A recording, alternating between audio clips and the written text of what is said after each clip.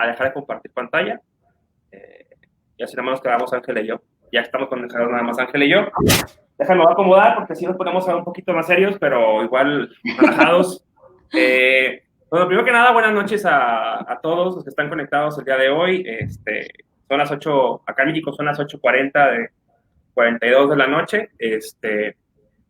Como ya les he comentado en las anteriores transmisiones, esta iniciativa de comenzar con las transmisiones en vivo y hacer estas sesiones de hablar de literatura, en realidad esa idea no es una idea mía, fue una idea que surgió justamente de mis alumnos de ingeniería. Cabe señalar, Ángela, que son mis alumnos de ingeniería los que me pidieron o me sugirieron que hiciéramos estas sesiones de literatura, de hablar de literatura y otros temas de interés. Y bueno, cada cierto tiempo hemos estado haciendo transmisiones por el mero goce de compartir, en realidad. No, como te decía Ángela, no estamos en un tema o un ambiente académico, es un tema relajado entre amistades. Y la idea es compartir. Y yo creo que realmente estas sesiones de literatura, más allá que lo llevemos a un nivel crítico, que claro que no dudo que lo pudiéramos hacer, más bien lo podemos hacer, pero es también en parte, creo yo, para acercar la literatura a las personas y claro que se dé un espacio de convivencia. Entonces, dicho esto, comienzo presentando a Ángela. Primero, Ángela, en serio, estoy muy contento de que hayas aceptado la invitación. Ya teníamos rato charlando sobre esta idea de que compartiéramos un espacio para charlar de lo que nos gusta. Y cosa irónica, hace días hablaba con Ángela y comentábamos que cómo no es, cosa irónica, cómo no es tan sencillo el tener estos espacios donde se charle o se hable sobre una obra literaria por mero gusto, ¿no? De que te sientes a hablar de un libro, que oye, ¿qué te pareció a ti? ¿Qué te pareció acá? Etc, etc. Esa cosa que pareciera tan sencilla en realidad en la vida real no sucede muy seguido. Y eso y Ángela, que está metida 100% en el ámbito literario por su trabajo, ella no me dejará mentir, pero no es común que tengamos esta oportunidad de estar charlando abiertamente de un libro. Y bueno, comenzando, ahorita Ángela, yo puse una canción de Cali Pachangueiro, que me encanta la canción. Ángela también ya estaba bailando casi, ya estaba puesta para bailar. Ángela realmente, ella es originaria de Colombia, como ya les he comentado a ustedes, y tuvo estuvo en varias partes de Colombia, llegó a estar en Cali, llegó a estar en Bogotá, pero ella es la parte de la costa, mencionabas hace un momento, Ángela. ¿Exactamente en qué parte naciste?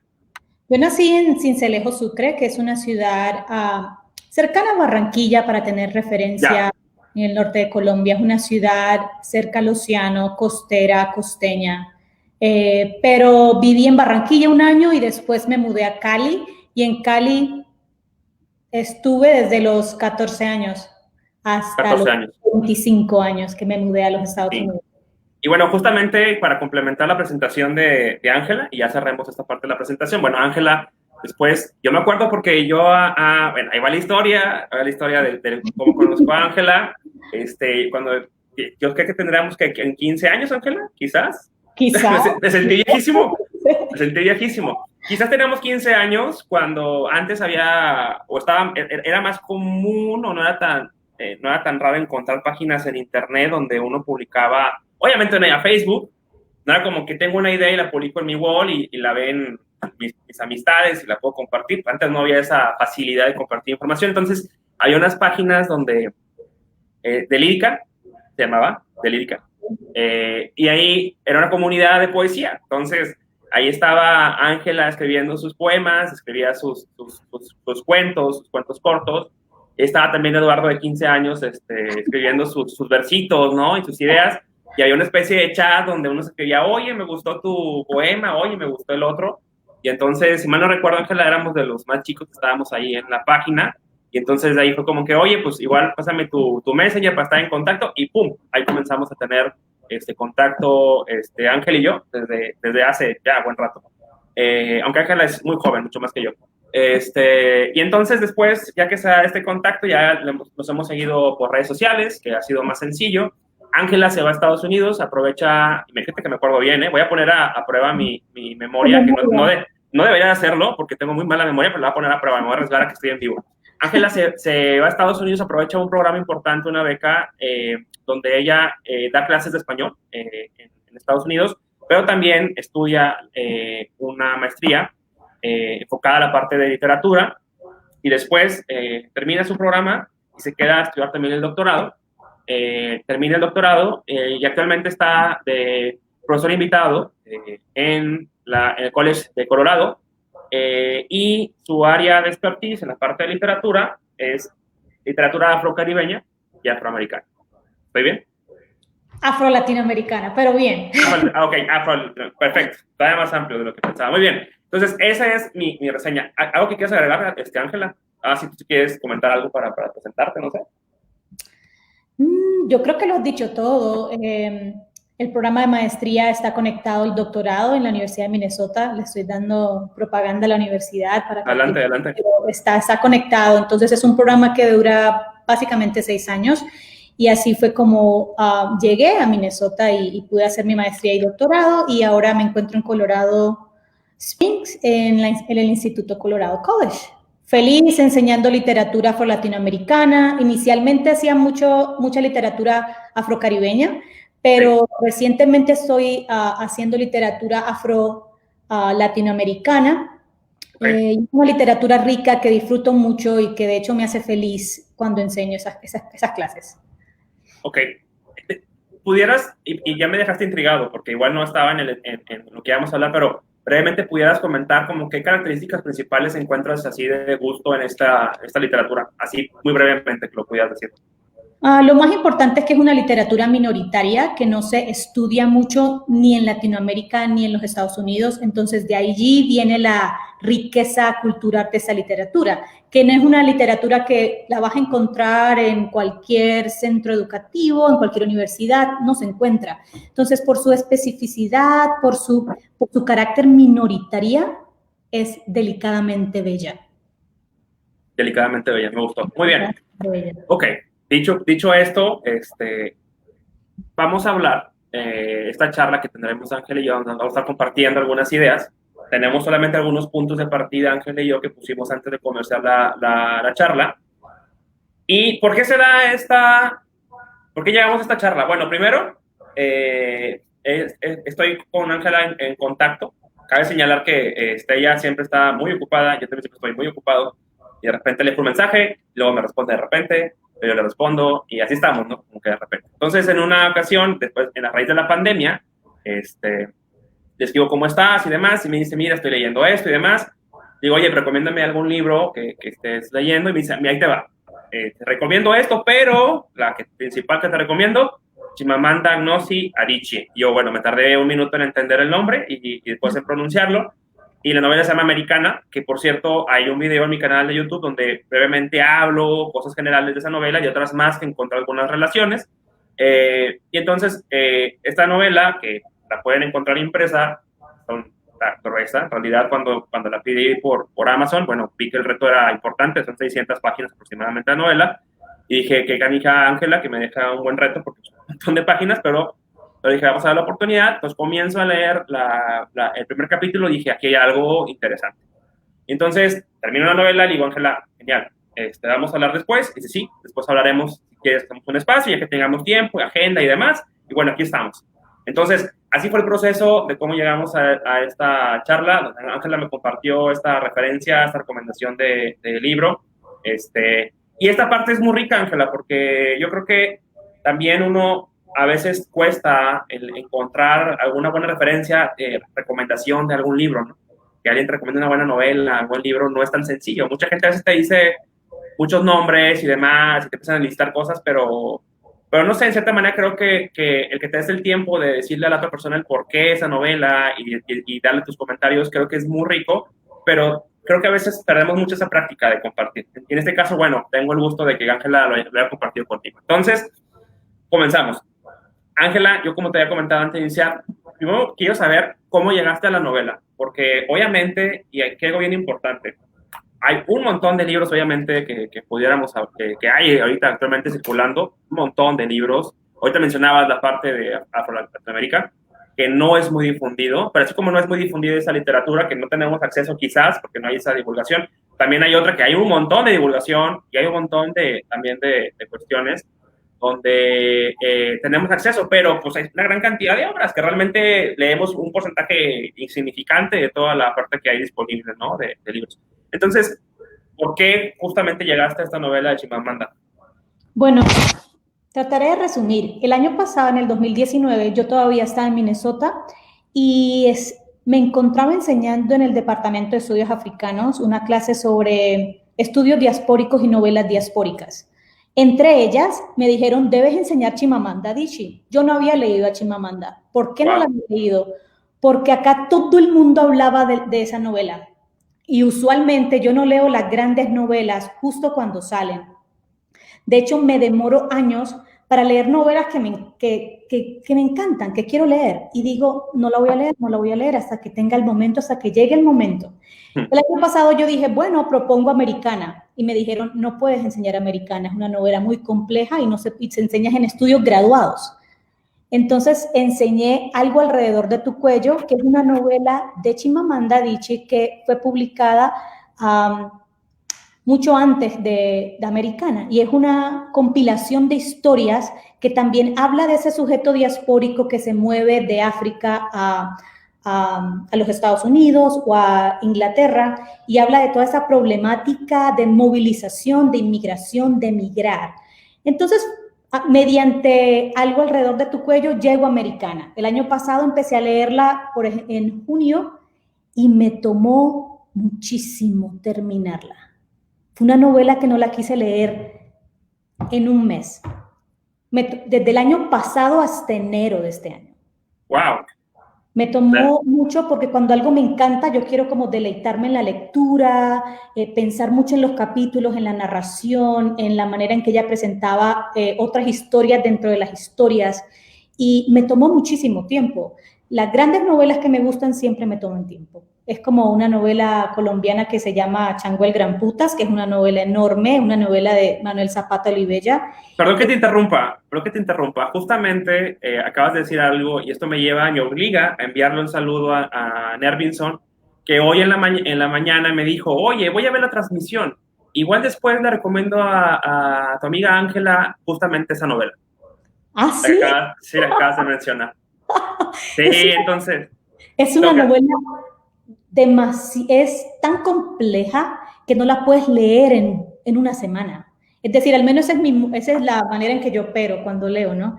Y todavía, de hecho, estoy en el último capítulo y como que me cuesta terminarlo. Hay como un trabajo mental que en ocasiones leo una página y no puedo terminarla. Pero así llegué yo a Americana, para resumir. Realmente llegaste por encargo, como diríamos, aunque también saludos Narvinson, ya ves cómo estamos conectados.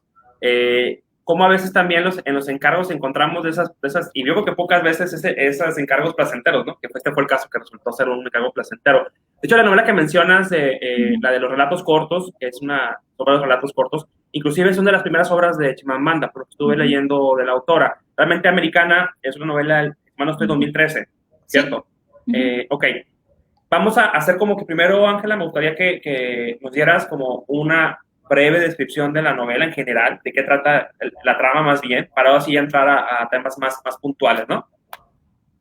Bueno, yo podría describir esta novela, se basa en la vida de Ifemelo, que es una mujer de Laos, Nigeria, quien decide emigrar a los Estados Unidos, y la novela se centra en todas las peripecias históricas, todas las peripecias de vivencia que ella tiene en los Estados Unidos. Pero no es la única historia, es la historia central, pero también nos cuentan otra semi-historia de otros personajes, de una variedad de personajes que nos dejan ver la identidad misma de sus propios espacios. Así defino yo esa novela. En palabras generales, ¿no? Claro. Y sabes, lo que me parece interesante, porque de hecho tú y yo lo platicamos antes de esta charla, dijimos, bueno, ¿por dónde le entramos? Sí. Porque realmente, o sea, podíamos entrar de diferentes maneras a la novela, y me parece también muy importante de lector, porque he visto que obviamente la novela es muy vendida, ha sido muy difundida. Evidentemente, todo personaje, Chimamanda, tiene un rol realmente importante en Estados Unidos y obviamente de Nigeria, que es un personaje importante, reconocido, no nada más por la parte literaria, sino que también hay una carga ideológica importante que ella tiene cierto peso y responsabilidad.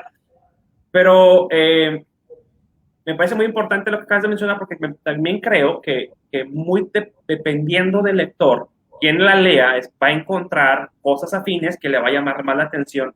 Que siempre sucede eso, evidentemente. Pero acá hay una variedad, hay un abanico importante de perspectivas, de aristas, que el lector puede encontrar y se puede ir por diferentes líneas. Yo estuve pensando cuando le leí, que caray, esta novela da para varias investigaciones, para varios análisis de diferentes perspectivas, inclusive de los puntos que tú y yo marcamos para esta charla. Yo creo que sin problema se pudiera realizar algunos artículos, sin ningún problema, porque tiene mucha riqueza en ese sentido. Entonces, más allá de lo literario, que también tiene que ver con lo literario, pero más allá de lo literario, creo que las temáticas que aborda son diversas y dan la oportunidad de que cualquier persona pueda entrar pueda abordar la novela y la pueda disfrutar. Además de encontrar temas que me parecen importantes que pongamos sobre la mesa, que es justamente lo que estamos haciendo, vamos a intentar el día de hoy, ¿cierto? Entonces, hayamos comentado y uno de los temas que más saltan, obviamente dijiste algo al final que creo que concuerdo mucho contigo, que es la parte de la radiografía, que también ya lo hemos mencionado en una conversación tú y yo, una radiografía de cierto periodo de tiempo de Estados Unidos, y no sé si de igual manera también pudiera decir de Nigeria, creo que también, creo que está en esas dos perspectivas constantes, se está comunicando siempre Nigeria y Estados Unidos en la novela, pero obviamente prevalece más todavía, creo yo, la de Estados Unidos, está más centrada en la parte de Estados Unidos. Creemos que esa parte evidente, porque creo que es evidente cuando el lector la lee la novela, no la vamos a abordar en realidad, porque creemos que esa está muy al alcance del que llega a la novela, sino vamos a enfocarnos quizás en otros temas, ¿no? Y un segundo tema que creo que es importantísimo y que no podemos dejar pasar es la parte de los migrantes, ¿no? La inmigración que mencionas, todo este movimiento de las personas de un país a otro. Entonces, si quieres, puedo comenzar por esa parte. Si quieres iniciar tú por esa parte, comentar algunas notas que tengas al respecto o algunas ideas que te hayan saltado a la vista. Bueno, como bien dices, es una novela que tiene una variedad de temáticas que es casi imposible decir, abordarlas todas, ¿no? Personalmente, me llama la atención los temas de inmigración dentro de la novela, la idea del sujeto diaspórico. Entonces, yo voy a ir bien despacio analizando la idea del sujeto diaspórico y de inmigración y podemos ir compartiendo citas para mostrar estas ideas, ¿no? Bueno, cuando se habla de sujeto diaspórico, yo me refiero a lo que Homi Bhabha decía en su obra sobre la localidad de la cultura, ¿no? Para él dice que la diversidad cultural supone un proceso de inclusión. La diferencia cultural implica la aceptación del carácter conflictivo de las conformaciones culturales. Luego dice que entre las culturas no se produce una integración, sino una relación de inconmensurabilidad. Para Homi Bhabha, la coexistencia pacífica es imposible y resulta necesaria asumir la ausencia de un concepto universal particular que asegure ese equilibrio. Yo inicio con Homi Bhabha porque quiero decir que lo que ella está mostrando en esa novela es esa idea de no poder pertenecer, de qué sucede cuando un sujeto emigra. Entonces creo que ella lo hace en cada página, es ir más allá de la idea de la identidad y mostrar qué pasa con el sujeto diaspórico. Te voy a empezar con una cita y luego tú puedes seguir con otra idea de inmigración. Sí, pero antes de que pasaras a la cita, sí me gustaría que nos pudieras decir de una manera general a qué nos referimos cuando decimos sujeto diaspórico. Precisamente lo que decía Homi Bhabha es esa idea de movilidad, esa idea del sujeto que es móvil, que ya no se encuentra en su propia cultura, que está dentro de otro espacio que, entre comillas, debería pertenecerle, pero no le pertenece. Perfecto. Esa es mi idea de sujeto diaspórico. Obviamente hay más estudios que definen el sujeto diaspórico, pero lo que él menciona es que en esa movilidad se pierde la idea de la integración. No existe integración a una sociedad cuando el sujeto se mueve. No sé si me aguanto. Sí, bueno, me parece bien, inclusive y aprovechando el espacio o este comentario que le hago yo a la pregunta que le hago a Ángela, si alguien tiene alguna pregunta o algún comentario, con toda confianza puede ponerlo en el chat y con gusto lo vamos a leer, ¿no? Ok, adelante. Bien, entonces yo siento que ella de hecho, lo que hace en toda la novela es mostrar ese quebranto que sucede con esa identidad cuando ese sujeto se mueve, cuando ella no está en Nigeria, porque ella decide volver a Nigeria, ¿no? Entonces, ¿qué pasa cuando está en los Estados Unidos? ¿Qué sucede con ese cuerpo? ¿Qué sucede con esa identidad? Y creo que en las primeras páginas ella menciona esa inconformidad, ¿no? Desde el inicio tú tú estás como sufriendo con ella, es decir, cuando ella no está conforme en su cuerpo, ella no está conforme en ese espacio migratorio, en ese espacio que no le pertenece, entre comillas. Al menos así la siento yo la siento inconforme, ay Femelu, ¿no? Creo que comentando un poco tu idea, creo que está en un constante conflicto durante la historia. Hay una constante confrontación de lo que va viviendo, desde temas muy sutiles que igual te lo vamos a hablar quizás en la parte del poder, pero creo que hay una confrontación constante. Y quizás ahí creo que recae un poco esta idea que das al inicio, de que no sea realmente una integración. Realmente hay quizás pudiera ser que el sujeto encuentre una forma de convivir, no solamente integrarse, pero sí de convivir, se genera unas formas nuevas de relacionarse con ese entorno. No solamente es que deje de ser lo que es, sino que encuentre una nueva forma de relacionarse, ¿no? Pero siempre manteniendo algo de referencia que le permita acceder a esa nueva instancia. Pero bueno, te dejo para que sigas con tu idea para avanzar con... No, quiero seguir con tu idea porque es que es interesante. Algo que me interesa mostrar es cómo de ciertos países occidentales te muestran esa idea de inclusión pacífica, pero lo que ella hace es deconstruir esa idea de inclusión pacífica en palabras de Homi Bhabha, es decir, no existe realmente esa inclusión pacífica, es decir, no puede existir, porque el sujeto siempre llega a integrarse y se rompen ciertas capas, digamos, estructurales. Y creo que es lo que ella está mostrando, ¿no? Hay una idea que justamente también puede reforzar un poco lo que mencionas, y me gustaría un poco retomar una idea de Humberto Maturana Romesín desde la perspectiva biológica. Te dice que realmente este discurso que creo que también está muy de moda de salir, de viajar y irte a otro lugar a vivir y darle vuelta a tu vida, ¿no? Ponerla de cabeza y esta vida acelerada, ¿no? Que cuentas una nueva forma. Pero realmente Humberto Maturana dice, de la biología, dice, realmente el hombre no busca, o el ser humano, no busca eso, busca la estabilidad, busca la conservación, no esos cambios drásticos que dicen los discursos de irte a otro país, más bien busca la conservación. Entonces, biológicamente, realmente ese discurso que vemos de moverte a un país y buscar realmente esa inclusión que tú mencionas, realmente, biológicamente, si partimos de esa idea de Maturana, él dice, oye, yo no creo que sea así. Realmente el ser humano busca conservarse, no estar cambiando constantemente. Nada más quería retomar esa idea porque apoya un poco lo que tú mencionas de realmente no se da la inclusión. Y ella lo muestra, al inicio de la novela ella está en los Estados Unidos, pero sus memorias van a Nigeria en los 90s, porque luego vamos a hablar de la voz narrativa, pero ya está en los 90s y luego se va al año 2009 y luego se va al año 2001 con Odinse, y en cada espacio hay una pérdida. Entonces ella inicia con una narración en los Estados Unidos, pero luego empieza a hablar de Nigeria a través de esa narración en tercera persona. Pero en la página 23, cuando ella está hablando de su relación con Blaine, no sé si recuerdas, uno de sus tantos amores. Tantas historias. Tantas historias. Con tantas historias.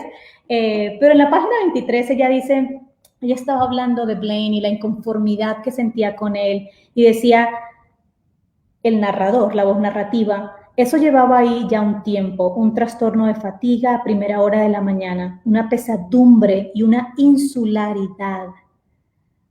Llegó acompañado de afanes amorfos, deseos indefinidos, breves atisbos imaginarios de otras vidas que acaso podrían estar viviendo, y con el transcurso de los meses todo eso se fundió en una desgarradora añoranza. Esas primeras líneas que ella menciona allí es todo es un inconformismo, una añoranza de su espacio, de un espacio que no puede ser, digamos, habitado en estos momentos. Entonces, desde allí ella empieza a hablar de esa inconformidad a la que yo me refiero. Obviamente luego vamos a expandirlo como el espacio le muestra a ella que también hay una inconformidad, pero allí inicia ella diciendo eso. Sí, y me parece esta idea que mencionas de la añoranza, en lo particular, de hecho, es uno de los temas que me interesan, parte es del tema que este libro, Empuñar la ira. Realmente, si te soy sincero, inicialmente el título del libro de Empuñar la ira iba a ser La añoranza de volver a casa. Pero era un libro, era un título todavía más largo y estuvimos ahí dialogando sobre el título y decidimos llevarlo por la parte de la ira también, que también está presente en todo el libro. Por la parte de la añoranza, esta idea de la constante pérdida, sobre todo cuando estamos hablando en cómo las etapas que va marcando la novela, en el caso de Ifemelu, marca etapas, porque inclusive habla de la Ifemelu que va a la primaria, que va a la escuela, habla de la Ifemelu que está en la adolescencia, habla de un Ifemelu que está entrando a la universidad y el Ifemelu que está después en un posgrado, y el Ifemelu que ya tiene buen recorrido en la vida y asume pues sus circunstancias, ¿no? Pero en cada etapa pudiéramos ir marcando cómo va perdiendo algo también, y está presente esta pérdida, pero no solamente recae en el drama de lo que va perdiendo, porque también a fin de cuentas el personaje, y esa es la parte interesante, va sobreponiéndose a esas pérdidas. Y quizás no quiere decir que la supere, porque más bien sobrelleva, porque es una carga que se va haciendo cada vez más grande, pero creo que aprende a llevarla mejor. Y la va llevando y la continúa llevando durante el tiempo y se hace de ella. E inclusive creo que hasta la llega a poner en perspectiva de buena manera. Es un personaje muy reflexivo. Desde el capítulo número 1 tú te puedes dar cuenta cómo el personaje es un personaje que es muy observador, es un personaje analítico, se cuestiona justamente el entorno, los detalles de la gente, y inclusive hasta de ella misma. Ella misma es su principal crítica de todo lo que va haciendo, lo que va pensando, y inclusive llega a un punto que ella no se pone en duda, se cuestiona a sí misma quién es y qué está haciendo y qué debería de hacer, ¿no? Sí. Y esa parte creo que también es, como mencionas bien, de la parte de la añoranza, que hay siempre algo constante presente ahí que falta, que se extraña, que no encaja por completo, que está, digamos, ausente. No irá perdido, porque realmente no está perdido, quizás, más bien está ausente, ¿no? Bueno, otra parte que me llamó de su visión de inmigración es cómo puedes ver a tu país de manera descentralizada. Es decir, ves a tu país desde afuera. Entonces ella está constantemente también haciendo una crítica del lugar donde está, pero del país del que viene. Entonces es como esa constante duda, esa constante crítica del espacio me parece un poco interesante. Y por ejemplo, ella tiene conversaciones interesantes con su estilista, ¿no? Con varias estilistas que me parecen unas conversaciones lindísimas. Y en una de ellas empezaron a hablar de películas de Nollywood, no sé si recuerdas, ¿no? Como que le pregunta a su estilista, ¿conoces a tal, a tal? Ella se queda callada, pretende no saber, pero dice algo como, Ifemelu no tenía una gran opinión del cine de Nollywood, sí. Con su histrionismo extremo y sus tramas inverosímiles, pero movió la cabeza con asentamiento. Entonces, es una crítica a su país, ¿no? La idea de tú sientes que está hablando de los Estados Unidos, pero está criticando a su país. La idea de ser patriota, la idea de ser, esa idea de la historia y cómo se conserva la historia mediante el cine. Entonces me parece interesante cómo ese sujeto diaspórico, el que habla, que migra, ve a su país con otros ojos, como que se descentraliza esa mirada y ya puedes como criticarlo de una manera distinta. No sé si me hago entender. Sí, de hecho me parece que durante la novela va plasmando eso que mencionas, y pudiéramos decir, y a lo mejor me atrevo a decirlo, que al final de la novela ella mantiene una postura intermedia. Realmente no es que esté quizás de todo inconforme, pero es importante mencionar esto. si bien es un personaje crítico, no está al 100% inconforme de todo lo que ocurre en Estados Unidos. También hay cosas que rescata. ¿Cómo cuáles? Bueno, de entrada, bueno, más bien, déjame retomar la idea. Por ejemplo, critica un poco estas ideas o ideologías de racismo contra los negros, por ejemplo.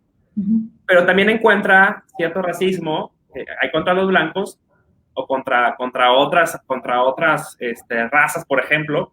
Y entonces no toma como que una postura digamos, de un lado u otro, sino bien toma una postura intermedia y encuentra en ambos bandos cosas a resaltar. Y por ejemplo, de Estados Unidos particularmente, creo que en cierta manera termina inclusive por sentirse cómoda con el estilo de vida en ciertos momentos, que hasta ella se asombra, como inclusive también ella se siente de cierta manera cómoda, claro, no deja de sentir ciertos elementos que están ausentes, y caso mencionaste muy bien la parte del pelo, pero me parece que llega un punto donde se siente, inclusive se puede decir que a lo mejor a gusto en Estados Unidos, y claro, después decide irse, ¿no? Pero creo que sí llega a un punto donde llega a sentirse no del todo incómoda, sino que sí encuentra cierta forma de llevar la vida en Estados Unidos. Y luego después regresa a Nigeria y se siente también ajena a Nigeria. Y eso también es contradictorio porque entonces, es lo que te digo, por un lado critica algo, pero no quiere decir que porque lo critique no encuentra cosas positivas. También creo que pone mucho en balanza, en perspectiva. Y ese distanciamiento que tiene también de Nigeria, porque uno pensaría que todo lo carga hacia Estados Unidos, la parte de la crítica, también ocurre la crítica hacia Nigeria, inclusive. Cuando se encuentra justamente en Estados Unidos y que llega después a Nigeria, encuentra y resalta otras cosas que antes no las percibía como algo negativo, pero cuando regresa, todo le salta más a la vista cosas que no está de acuerdo con cómo lleva a Nigeria. Y un ejemplo muy claro es este reencuentro con sus amigas, de cómo llevan su vida, con sus parejas, la parte religiosa también de su mamá, la forma en que llevan inclusive las relaciones, por ejemplo, con el rentero, cómo se dan estas relaciones en la ciudad, el servicio público de transporte, detalles que va encontrando y que se siente sorprendida al encontrarse otra vez con ese punto de partida que tuvo en Nigeria, ¿no? Entonces, y llega a extrañar otra vez a Estados Unidos. Entonces, esa parte interesante donde realmente creo que ella ya se asume en un punto intermedio. Creo que al final no es como que diga, me siento 100% nigeriana o me siento 100% estadounidense, sino más bien estoy en medio, ¿no? Y es quizás esta idea de no quizás defender tanto una idea de patriotismo. Me parece que no está del todo presente esa idea, o más bien no la promueve el personaje, de ese orgullo de la patria en sí. ¿O tú crees que sí está presente esa idea de ese orgullo de pertenecer a un país? Yo creo que no, pero creo que es muy complejo lo que acabas de decir, es decir, es muy complejo, porque yo siento que ya una cosa es estar cómoda, es decir, en una situación, y otra cosa es estar en constante crítica a una cultura a la que perteneces o no. Y yo siento que ella está siempre en constante crítica. Obviamente, como bien dices, hacia ella, pero también a la sociedad. Es decir, desde el inicio, en sus blogs, ella, por ejemplo, cuando mencionas si hablamos de racismo, ella dice en los Estados Unidos fue la primera vez que me doy cuenta que soy negra. Sí. Que alguien me llama negra. Y en su blog lo que ella hace es explicar a quién, a la sociedad blanca, ¿qué significa ser nigeriano? ¿Qué significa ser afroamericano? Son dos conceptos completamente distintos. Y ella está diciendo que no deberíamos generalizar. Una cosa es el sujeto nigeriano y otra cosa es el sujeto afroamericano. Que de hecho ella se burla y dice, una vez llegas a los Estados Unidos siendo negro, simplemente eres negro. Y de hecho en un blog ella dice algo, que esto lo escucho en todos los podcasts que hablan sobre esa novela. Cuando llega un jamaiquino, cuando llega un caribeño, ellos dicen, oh, soy jamaiquino, o otro dice, oh, soy, no sé, de los Barbados, o otro dice, soy nigeriano. No interesa, en los Estados Unidos eres negro. Entonces, es una crítica constante y es como si estuviera... supuestamente acá se sabe, dicen que se entienden esas identificaciones de clase o de raza, pero no. Y creo que eso es lo que ella está haciendo en la novela, es identificando esos espacios liminales y explicándolos de una manera sencilla, con bastante sarcasmo, hay bastante sátira en la manera en que ella lo expresa, pero yo no la siento a ella conforme, yo la siento cómoda, es decir, en sus relaciones ella está cómoda, ¿cierto? Sí, eso pero, sí. pero al mismo tiempo se siente incómoda y los critica a todos, es decir, ¿por qué hay una crítica constante? Y de hecho creo que esa es parte del perfil del personaje en realidad, la constante crítica. Pudiera decir y a lo mejor no estoy aventurando mucho, que el personaje realmente tendría esa actitud en cualquier país. Él está constantemente criticando. O sea, me refiero que esta parte de la crítica, más allá de que sea por el lugar en donde está, es más bien por un perfil del personaje. Es decir, por el carácter de Ifemelu de siempre cuestionar las cosas. Y de hecho lo marca en la etapa de su infancia, en la novela, donde cuestionaba inclusive de cómo llevaba el maestro la clase en el salón, cómo asignaba los roles de ser guardia o no ser guardia, y decía, ¿por qué sí yo y por qué yo no y él sí y demás? Entonces creo que es... No te interrumpa, pero esa crítica se hacía, ella lo estaba ligando a la raza, de manera sarcástica, pero decía, ¿quién era considerada bella? Alguien que tenía la piel clara. Entonces, sí. Entonces siempre una crítica constante a cómo ella era percibida o cómo los demás eran percibidos racialmente. Porque creo que siempre mencionaba por qué mi amiga, que tiene el color de piel más claro, es considerada bella. Sí. ¿Por qué Ovince siempre está enalteciendo la cultura norteamericana? ¿Por qué la mamá de Ovince también hablaba de clase? La mamá de Ovince era una mujer intelectual y ella comparaba cómo hablaba la mamá de Ovince y cómo hablaba su familia, cómo hablaba. Entonces siempre esa comparación de clase, para mí es un estudio de interseccionalidad, de cómo ella se acentúa o cómo el individuo se acentúa dependiendo de la clase, dependiendo del género. Sí, y el ejemplo que te mencionaba ahorita era justamente la parte de género, porque y cuento brevemente la anécdota. Está en un salón de clases, el profesor elige al estudiante con mayor nota en un ejercicio, un examen, una evaluación, y la regla era el que saliera mejor evaluado era el que se quedaba a cargo como guardia del salón. Sí. Entonces, Ifemelu fue la más alta del salón, pero al ser niña, dice el maestro, no, toma al segundo lugar, que es un niño, y deja al niño a cargo del salón. Entonces ahí ella también empieza a cuestionarse, ¿por qué yo no puedo ser la que cuide el salón? Que él no puede hacer que yo sí haga, ¿no? Entonces, exactamente, cuestiona absolutamente todo, desde la comida, que es lo que a mí me gusta, cuestiona la comida, cuestiona la política, cuestiona la ropa, cuestiona los carros, cuestiona todo realmente Ifemelu. Entonces, mi comentario va hacia que realmente es una característica muy acentuada del personaje, de cuestionamiento constante, ¿no? Un personaje reflexivo y demás. Yo quisiera nada más leer rapidito una parte que mencionaba del blog, justamente, donde hace un poco un comentario muy breve, pero me parece que también algo describe sobre esto. Dice, si alguien le preguntaba a qué se dedicaba, ella respondía vagamente, escribo un blog sobre estilo de vida. Porque decir, escribo un blog anónimo titulado Raza Diversas, observaciones acerca de los negros estadounidenses antes de migrados con otra clase de apelativos a cargo de una negra no estadounidense, los incomodaría. Entonces, ya también desde el comienzo de la novela empieza a hacer una distinción muy marcada de lo que tú mencionas, ciertos estereotipos o ciertas variables que toman en consideración para hacer esta distinción, para marcar esas diferencias y esos estatus o lugares en la sociedad, ¿no? Y siguiendo con el personaje, no sé, cuando de pronto para continuar lo que decías de estar conforme o no, ella también habla mucho de las ideas de asimilación, cómo asimilarte a la cultura, asimilarte o no, y de hecho se ha escrito muchísimo sobre cómo ella no logra asimilarse y por eso vuelve a Laos. Pero también ella deja entrever esto cuando la voz narrativa se enfoca en la tía Uyo, ¿cierto? Sí. Y cómo ella critica que la tía se está asimilando, que la tía tuvo que cambiar para poder integrarse a esa sociedad norteamericana, ¿no? Sí. Entonces, por ejemplo, en la página 167, ahí ella menciona y habla de la tía y dice, ahí estaba otra vez esa extraña candidez con la que la tía Uyu se había envuelto como con una manta.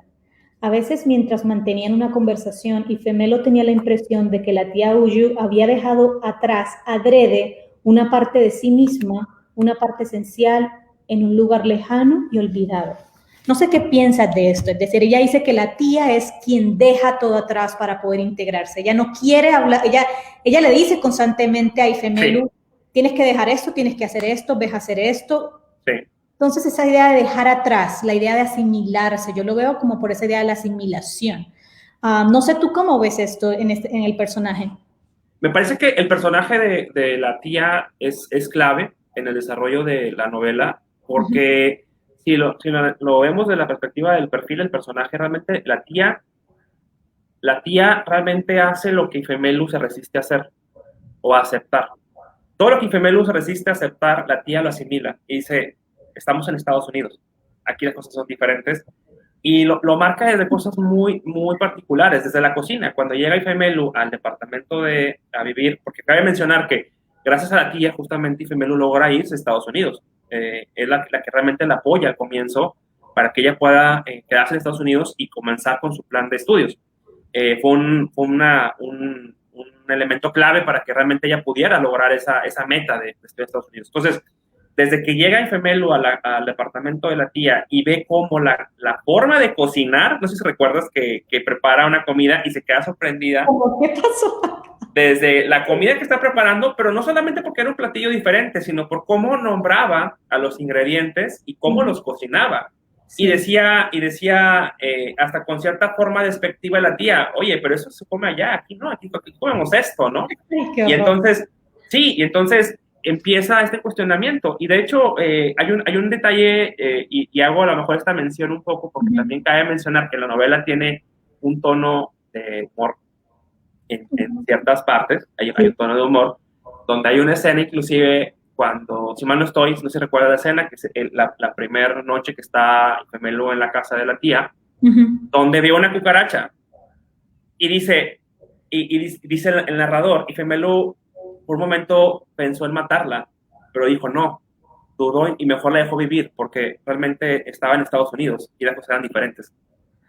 Entonces, desde ese tipo de detalles, que son así un poco con sentido del humor, pero va marcando cómo se da esta idea. Y ahora, realmente este personaje de la tía, creo que me ayuda mucho a contrastar justamente tanto Ifemelu como a la tía misma, ¿no? Y esto ayuda justamente a que resalten más todavía los principios de cada una de ellas. Hay un choque también entre ellas dos, que la tía le dice haz esto, ella no accede de la forma en que ella lo hace, pero me parece que también en la novela hace más fácil el rol de la tía para que justamente estas ideas de Ifemelu y estos cuestionamientos recobren más fuerza al tener ese contraste con la tía. Y eso ayuda a que realmente estos discursos que mencionábamos sean más evidentes, desde el hecho de la cocina, desde el hecho de la ropa, inclusive de la postura de la tía en relación a cómo llevar su vida amorosa, cómo asumirse como mujer en Estados Unidos, desde su rol de mujer que viene de Nigeria, Estados Unidos, y a qué tiene derecho a acceder en relación con una relación amorosa. Entonces, la tía como que entiende esa dinámica y dice, es lo que hay, así funcionan aquí las cosas, aquí soy esto, y en función de eso la tía hace todo por sobrevivir. Y creo que esa parte contrasta por completo con la parte de Ifemelu, que se mantiene su postura y busca encontrar otra forma diferente de hacer las cosas. Se resiste a caer en eso. Y creo que por eso es por eso es considerada una novela universal. Precisamente por eso es lo que estamos hablando, es decir, ¿qué sucede nuevamente? ¿Qué sucede con ese sujeto que viene y que debe adaptarse o no, o que elige cambiar o no? En los Estados Unidos esta novela es importantísima para los sujetos no solo afroamericanos o africanos, pero también el sujeto hispano, pero también, o sea, es decir, por eso yo antes decía, ¿por qué es una novela universal? Es decir, porque toca varias fibras de identidad. Por ejemplo, si hablamos acá del sujeto chicano, que es hispano-mexicano, americano-mexicano, ¿qué sucede? ¿Qué sucede cuando hay una pérdida de la identidad? Cuando debemos prácticamente cambiar nuestra manera de ser, de conocer, para poder pertenecer. Entonces, esto, por ejemplo, es algo que se está gestando mucho desde el año pasado y hay varias como no protestas, pero charlas sobre esa idea de pertenecer. ¿Qué significa pertenecer en una sociedad, no? Significa perder tu identidad, significa perder tu comida, como bien lo mencionas, es decir, ¿qué es? Entonces, de allí la importancia de su lectura, y por eso ha gustado tanto, porque entra en esa fibra identitaria, entra en esa dualidad, porque obviamente hay una dualidad en cuando llegas acá, donde te cuestionas tu propia identidad y ella, este personaje de la tía, como deja entrever esa como bien dices, esa dualidad. Sí, esa dualidad. Porque que la tía, porque aquí cabe mencionar algo, que la tía haga lo que hace, lo hace pero a conciencia que es lo que debe hacer, no solamente porque le agrade, porque tampoco la tía es un personaje que esté contento con lo que está haciendo. Es No. un constante lucha y diría que hasta sufrimiento, porque sufre realmente la tía, inclusive cede constantemente ante la pareja, ante el trabajo, ante el abuso que tiene en el trabajo, cede, porque sabe que cree que es, y está convencida que es la manera en que realmente puede seguir en Estados Unidos. Y quiero leer un fragmento, sí. Igual si lo quieres también tener de la mano, está en la página 249, vale. Donde habla justamente de lo que te menciona. Dice, comprender a Estados Unidos para los negros no estadounidenses, el tribalismo estadounidense. Y luego dice, en Estados Unidos el tribalismo sigue vivo y muy vivo. Existen 4 variedades: clase, ideología, región y raza. Primero, la clase. Muy sencillo, ricos y pobres. Entonces, me llama mucho la atención, creo que, y se presta mucho lo que mencionas la parte de estudio, porque inclusive ella cuestiona a lo largo de la novela realmente qué es el racismo, a qué le llaman racismo, y entra a detalles muy interesantes, te pone en perspectiva inclusive a aquel que se asume como víctima y también pone al victimario en perspectiva y empieza a cuestionar realmente qué llamamos racismo. Inclusive hay una escena muy interesante en la que mencionas de la estética, el capítulo 1, porque es un muy buen comienzo, donde el racismo se llega a dar inclusive hasta entre las mismas personas del mismo país. O sea, están en una estética, hay gente de Nigeria, hay gente de Kenia, de Ghana, y entre ellas mismas practican el racismo por la forma en que está vestida, por el tipo de trenza que quiere, por los gustos que tiene. Y entonces se empieza a poner en perspectiva la parte del racismo y me lleva al tema, creo que podemos pasar al siguiente tema, que es la parte también del poder. Entramos a temas o a elementos todavía más específicos. Si quieres, comienza a comentar algo al respecto mientras tomo aquí un libro de aquí al ladito, que está a 2 metros, y regreso aquí a la conversación. Si quieres comenzar. Vale. Perdón. Bueno, en cuanto al poder, yo siento que lo que sucede en esta novela es que aparecen varias capas de micro y macro poderes. Creo que lo habíamos hablado anteriormente, la idea de esas escenas micro y macro, y cómo en escenas tan simples se muestra cómo funciona el poder tanto en los Estados Unidos como en Nigeria, y dejamos de lado Inglaterra, del cual no hemos hablado nada, pero ella lo que hace es hacer esa comparación de poderes y cómo funciona una sociedad. Entonces yo recuerdo que tú querías hablar de Foucault y me mencionaste cómo Foucault el poder, pero yo me enfoqué en un ensayo que él tiene que se llama Nietzsche, Genealogía e Historia. A mí este ensayo me gusta porque he usado mucho la palabra genealogía durante mi investigación, y como genealogía tiene que ver con la idea de la búsqueda de un origen. ¿Y qué significa volver a ese origen, no? Entonces, hay una definición que la voy a decir acá, que tiene que ver, buscar el origen es intentar levantar máscaras para develar una primera identidad, y lo que revela es la discordia. Y yo siento que en la novela lo que ella está haciendo es siempre volver un origen, no importa en qué lugar sea, pero es volver un origen, es volver una historia, porque ella vuelve a la historia de su familia, la historia de de su vida en los Estados Unidos, la historia del origen de cada personaje, de hecho. Cada personaje. De cada personaje, es decir, Sí. estamos viendo los orígenes, pero cada origen tiene que ver con el inicio de una discordia. Total. Es bien complejo esto, es decir, el origen no es buscar, supuestamente lo que él critica en Nietzsche es que él decía que el origen era buscar la verdad, pero para Foucault el origen no es solo buscar la verdad, sino cómo esa verdad tiene máscaras y hay que develarlas. Y ahorita que mencionaste la raza, yo sé que ella también habla de qué significa raza en su sociedad, pero lo que trata es de construir, qué significa eso, cuál es el origen del racismo, cuál es el origen del racismo, cuál es el origen del poder mismo. Entonces, si quieres, puedes empezar con otra de tus ejemplos y yo luego continúo con mis ejemplos de develar esa identidad, ese origen, para hablar de poder, precisamente. De hecho, quiero aprovechar lo que acabas de comentar. Bueno, dos cosas que acabas de comentar que las quiero aprovechar de buena manera. Una parte, lo que mencionas de la parte histórica, hay fragmentos donde la narradora o el narrador inclusive emite ciertos juicios y retoma ciertos fragmentos de la historia. Es decir, utiliza y explica ciertas actitudes o acciones y se remonta de manera muy breve. No llega al punto de hacer un ensayo dentro del libro, pero sí me parece que hay ciertos discursos donde retoma cierta información y explica acontecimientos históricos que dice, mira, pasó esto, así, y después llegamos a esto. Y eso le encuentro mucha relación. Bueno, de entrada, porque me parece que es un ejercicio muy rico porque justamente ayuda a develar, ¿no? O a revelar inclusive.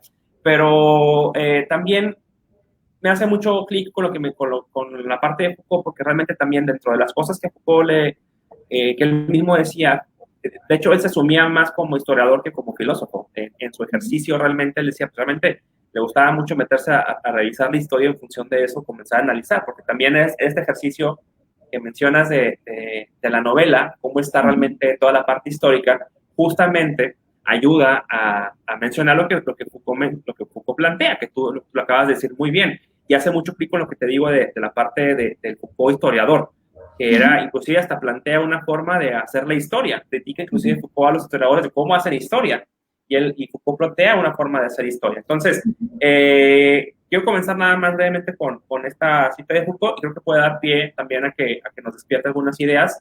Pero antes, quiero ver si hay comentarios. Creo que no ha habido preguntas. No sé si estamos la gente está súper entretenida, o está súper aburrida. Entonces, no sé, igual si quieren preguntar algo.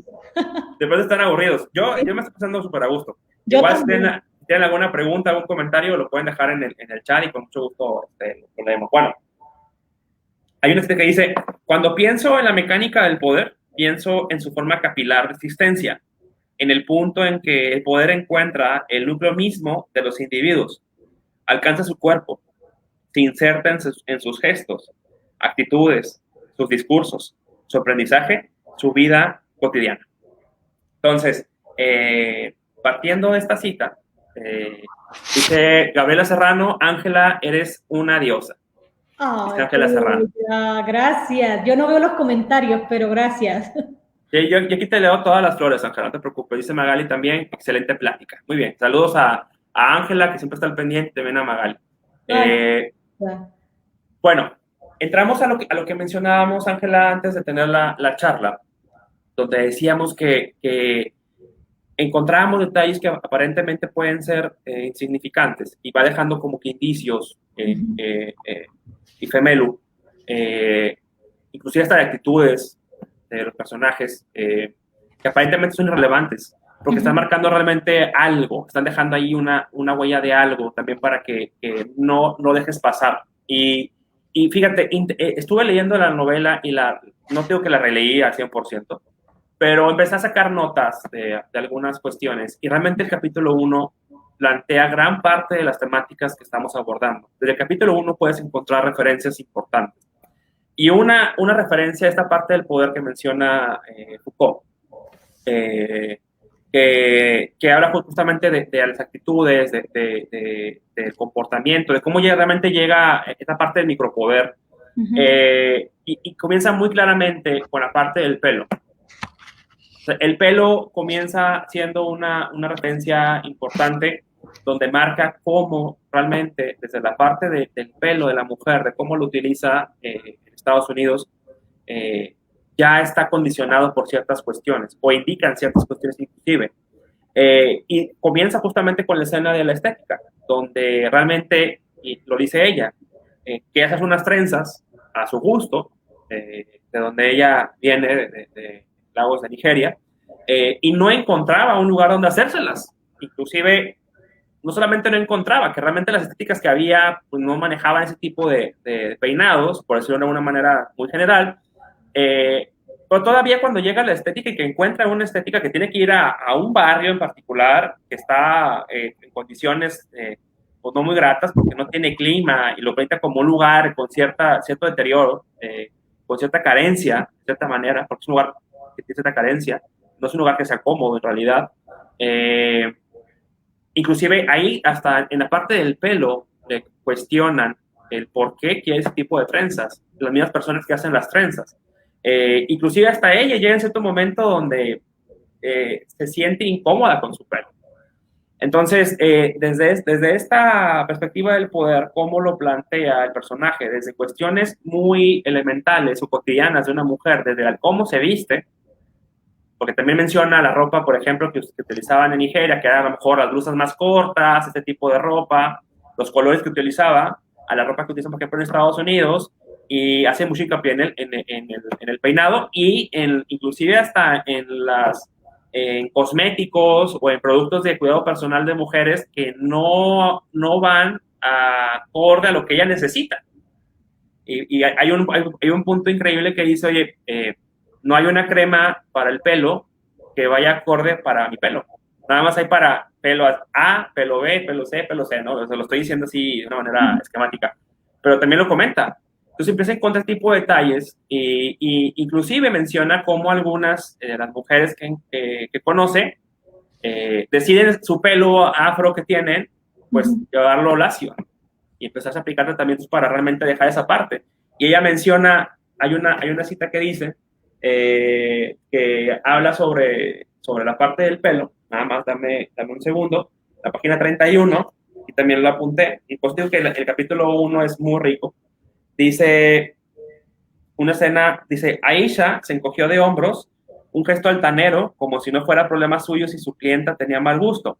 Metió la mano en un armario, sacó 2 bolsas de extensiones y las examinó para cerciorarse de que ambas eran del mismo color. Tocó el pelo de Femelu. ¿Por qué no pones alisador? Pregunta. Me gusta llevar el pelo tal como lo hizo Dios. Pero ¿cómo te peinas? Difícil peinar, dijo Aisha.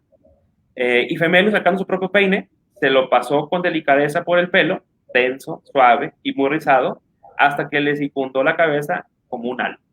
Entonces, fíjate cómo esta imagen de la delicadeza del pelo afro la pone como una escena delicada, y justamente lo menciona, usar el pelo como Dios me lo dio. O sea, no ocultar justamente esa raíz, como tú mencionas, esa parte del origen, con alisadores, con peinados, con tratamientos especiales para el pelo, y ocultar justamente ese estilo que ellos tienen, que era mal visto. No sé, ¿a ti qué te parece esta parte del pelo? Que creo que es de las más evidentes, porque te vamos a mencionar otras más, a lo mejor que más a detalle, pero creo que el pelo y la parte de la apariencia y el cuidado personal de la mujer, esa parte de la feminidad, es uno de los puntos que Femelu trata constantemente durante la novela.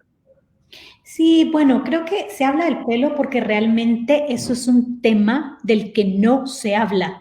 Al menos aquí es un tema que es tabú. Hablar de raza es tabú. Hablar del cabello de las mujeres negras hispanas es un tabú. Entonces, desde el inicio ya inicia rompiendo esos tabúes y como no generalizándolos, pero les da cierta importancia, les da relevancia, les da primicia en su escritura narrativa. Entonces, estoy de acuerdo contigo. La idea de hablar del cabello, de hablar de llevar el cabello natural, lo que indica es que eso también te da agencia. Eso te da agencia, eso te da poder, el poder decidir qué tipo de peinado, qué tipo de cabello llevo. Si tú te acuerdas en una de las escenas, en uno de sus trabajos, alguien le sugiere, o varias personas le sugieren que ella debe tener el cabello lacio, el cabello liso. Sí. Y en su momento ella decide no hacerlo. Y fue una transición que prácticamente ella sufre con esta transformación porque ella también duda de su propia belleza, de su posicionalidad. Entonces siento que el hablar del pelo, hablar del cabello tiene que ver con tener agencia, con tener poder de tu propio cuerpo, de tu propia, vuelvo y lo digo, de tu propia posicionalidad. Y ese podría ser uno de los ejemplos de qué hablamos cuando hablamos de poder, de qué hablamos cuando hablamos de agencia. Sí. Por eso creo que lo inicia con estas escenas, porque no se habla, tú no puedes hablar de esos temas porque acá no se puede hablar de esos temas. ¿No? Hay un tabú alrededor de ellos. Como también hay un tabú hablar del poder en cuanto a la conectividad, y voy a mi segundo ejemplo. No sé si te acuerdas, pero ella cuando habla de la tía Uyu en Laos, en la página 73, ella menciona que fue el general quien le da a ella cierta posición económica. Sí. ¿Cierto? Al perder toda esa ayuda que le da el general, ella se va a los Estados Unidos. Luego hay otra escena donde el papá decide no llamar mamá a su empleadora, y por eso pierde su trabajo. Y luego compara esas escenas con lo que sucede en los Estados Unidos cuando hablamos de conectividad. Acá se habla mucho del sueño americano, que es algo muy cliché, ¿cierto? Y lo que ella hace es reírse de esa idea del sueño americano, porque no existe, porque realmente lo que existe es conectividad. ¿A quién estás conectado? No es que tanto trabajes, o como tú no trabajas, tú no puedes superarte. Entonces, estas ideas del sueño americano, de cómo ser importante o cómo llegar a ser alguien en los Estados Unidos, ella simplemente lo aplasta, se ríe, o quiere que lo veas con otros ojos, quiere que digas qué es esta idea de superación. Lo interesante es que ella lo que hace es crear ese paralelo con Laos y los Estados Unidos. Y hay un paralelo que es muy similar, porque lo que trata de mostrar es que también sucede, como tú lo has dicho, en el país de origen, vuelvo al origen, de Ifemelu, ¿no? Entonces, ¿cómo funciona el poder en estos dos países? ¿Cómo funciona? ¿Cómo se da? Exactamente. Y creo que eso es lo interesante, que realmente lleva digamos, plasma en las acciones, con esos contrastes que hace, y también en los acontecimientos que sufre Ifemelu, y los personajes diversos, porque no solamente ella sufre, también su novio, también por ahí, la tía y demás. Pero creo que eso también deja en manifiesto lo que acabas de decir, cómo el poder es así de dinámico, no necesariamente de un contexto en particular, sino que realmente resalta esa característica del poder, poder que es del que lo ejerce, y se da en esta relación de una forma dinámica constantemente, donde en un momento puede ser la víctima y en otro momento puede ser el victimario, porque también pasa eso. Eso también lo deja en evidencia Ifemelu en algunos momentos, de también ella en ocasiones también es la victimaria, sin querer. Y ella se da cuenta en cierto momento que dice, oye, yo también lo estoy haciendo, ¿no? Hay una parte que me parece importante. Y ahorita me quedé pensando cómo en estos roles de poder que tienen su mamá y su papá. Por una parte, la mamá, este personaje religioso, conservador diría, y si mal no estoy, el papá, que tiene un perfil más de maestro, más académico, si mal no estoy, a lo mejor me estoy equivocando, creo que es un personaje más académico, ¿no es cierto? Sí. Y cómo realmente la aprobación del carácter de Ifemelu, de esta parte de buscar formas diferentes, me parece que recae también en parte del papá, como el papá también ejerce esa aprobación que le da a ella de apoyarla en lo que hace, reafirma también el carácter de Ifemelu, para que realmente ella se sienta con esa seguridad de hacer lo que hace, independientemente que las mujeres mismas que rodean a Ifemelu no la apoyen. Eso me parece un detalle interesante, fíjate. Ahorita que lo acabas de mencionar del papá y demás, me quedé pensando en esa idea.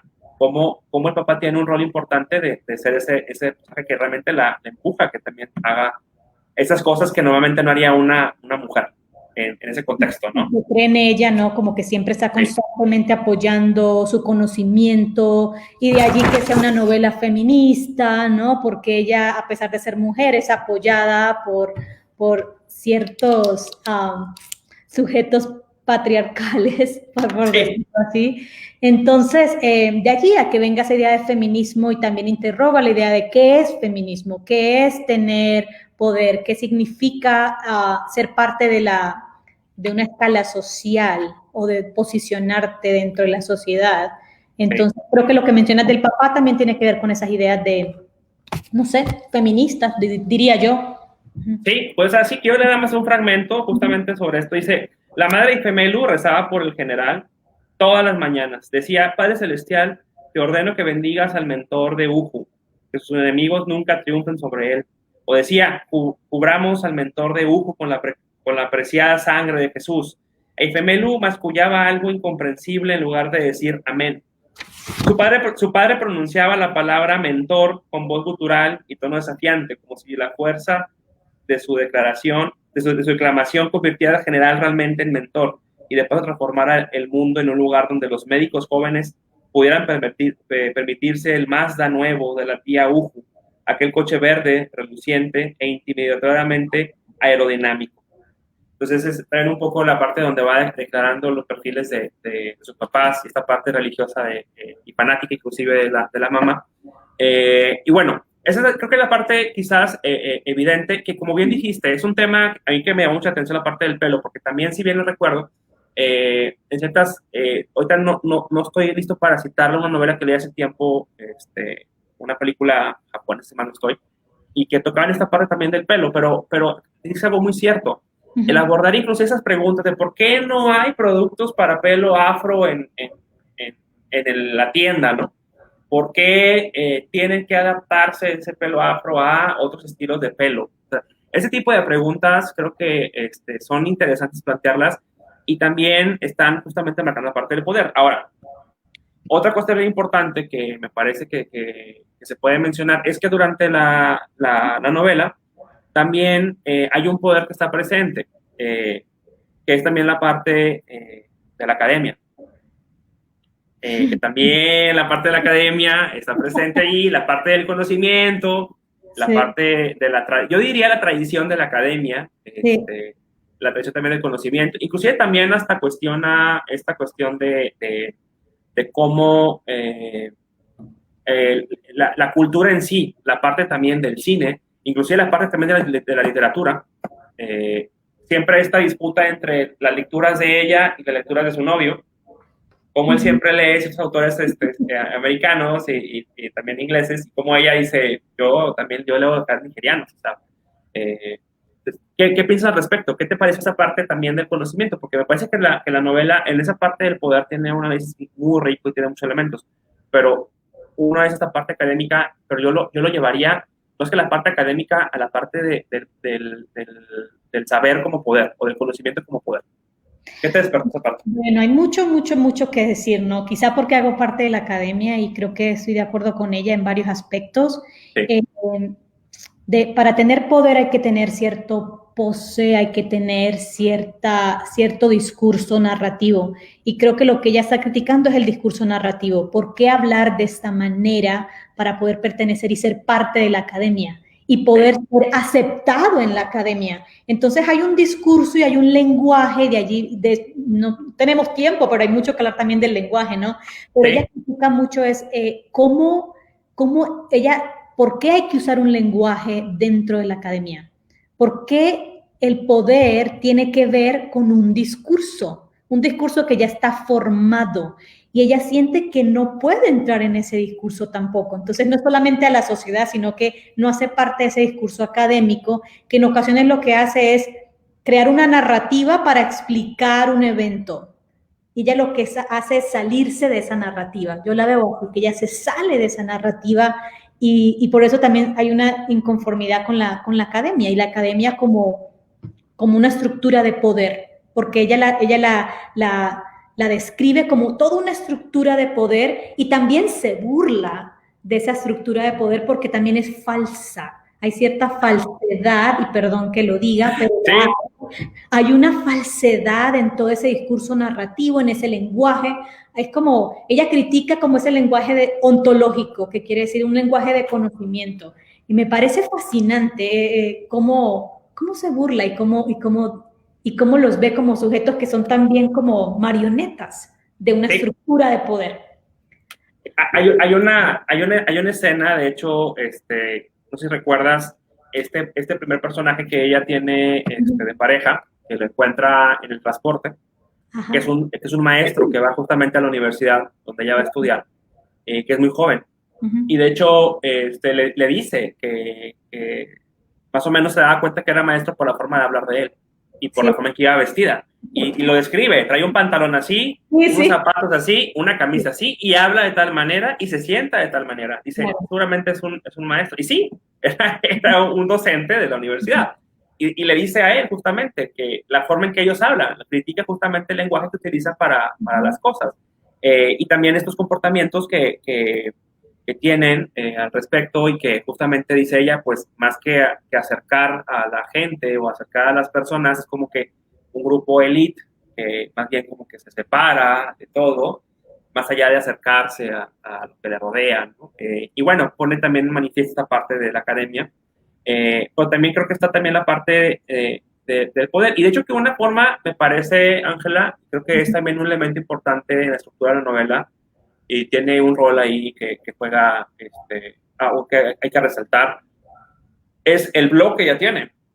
Creo que el blog, inclusive, ahorita que mencionamos la parte del conocimiento y la parte del poder de la academia, un blog se sale justamente del formato académico. Justamente en el blog encuentra ella esa libertad que busca constantemente para escribir justamente lo que piensa, y no tener que atarse a una forma de expresarse, o limitar inclusive los temas que ella quiere abordar, porque también era cierto, y lo menciona, que en la universidad se hablaba de ciertos temas de cierta manera. Inclusive se molesta cuando le preguntan sobre un tema. Bueno, ahora escuchamos a ver qué opina, no estoy citando textualmente, pero le dice el maestro, ahora escuchamos a ver qué opina una negra de este tema. Entonces ella se queda como que sorprendida y dice, o sea, ¿qué me estás diciendo al respecto?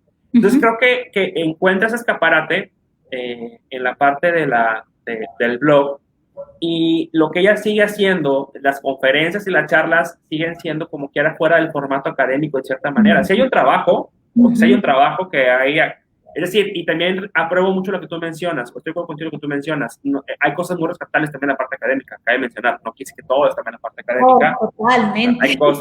Hay cosas muy positivas también que podemos resaltar, y creo que esa parte ella la rescata, pero las potencializa de una manera a favor de ella, y una forma es seguir con sus análisis y reflexiones, pero quizás con un lenguaje más accesible para la gente, con temáticas pertinentes que conciernen a tanto a la gente de Estados Unidos como a la gente de Nigeria, pero también a la gente hispana. De hecho, menciona, me escribió una persona no sé de dónde, ¿no? O sea, de Hispanoamérica, me escribió una persona de Nigeria, una persona de no sé dónde. Empieza a hacer referencia a eso, como a través del blog logra converger todas estas nacionalidades y opinar sobre ciertos temas. Y creo que esa estructura, como menciono, creo que ese humor que maneja en los blogs también marca esta diferencia, este distanciamiento entre la academia, que es la formalidad, y la parte informal o el espacio de libertad para expresarse, ¿no? Y poder abordar otros temas que quizás en la academia no será permitido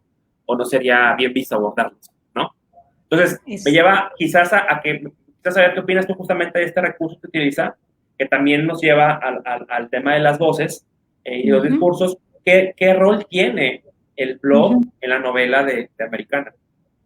Estoy totalmente de acuerdo contigo. Es decir, el blog es, como bien dices, es un mecanismo que muestra esa idea de lo no académico, que se opone a lo no académico, que se opone a la norma, entre comillas. Entonces, estoy de acuerdo contigo, es un mecanismo de poder, pero al mismo tiempo demuestra que el blog es lo que se opone. Pero al mismo tiempo, yendo a la voz narrativa, yo creo que es en el blog donde aparece la primera persona. Hemos dicho anteriormente al inicio de la charla que estaba en tercera persona, pero que ella le da las voces a otros personajes, pero considero que es en el blog donde donde escuchamos la voz íntima del personaje.